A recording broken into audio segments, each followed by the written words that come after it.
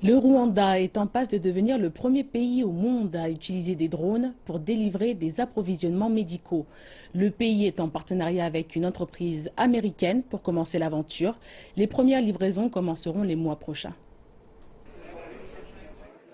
Il s'agit d'un avion customisé du nom de Zip. Il vole automatiquement et peut transporter jusqu'à 1,5 kg de médicaments sur une distance supérieure à 120 km. Les drones ont été intégrés dans la chaîne logistique de la santé nationale publique pour délivrer des produits médicaux dans les installations sanitaires des zones rurales. C'est pour nous, en tant que pays, une grande occasion d'apprendre et d'approfondir une initiative qui, je pense, façonnera l'avenir.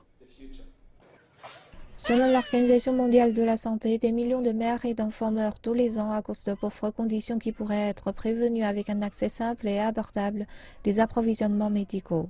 Dans le cas des pays en voie de développement comme le Rwanda, cet accès est entravé par un manque d'infrastructures de transport adéquats.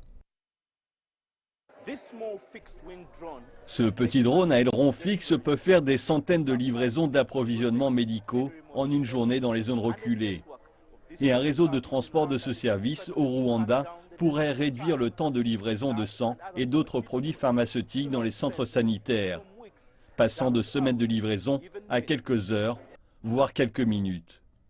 Le Rwanda est en partenariat avec Zipline, entreprise de livraison basée en Californie. Aux côtés de Zipline, l'entreprise de livraison internationale UPS fournira 800 000 $ afin de financer le projet qui débutera en août. C'est l'occasion de dépasser l'absence de route avec la technologie conçue pour cet environnement, pour ce pays, pour ce défi, et de fournir l'équivalent de niveau de santé aux personnes vivant dans des régions reculées et des zones rurales qu'aux personnes vivant en ville.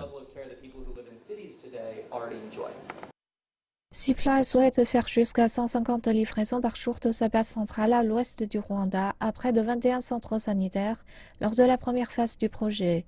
Le gouvernement de Kigali n'a pas encore dévoilé le coût de cette innovation.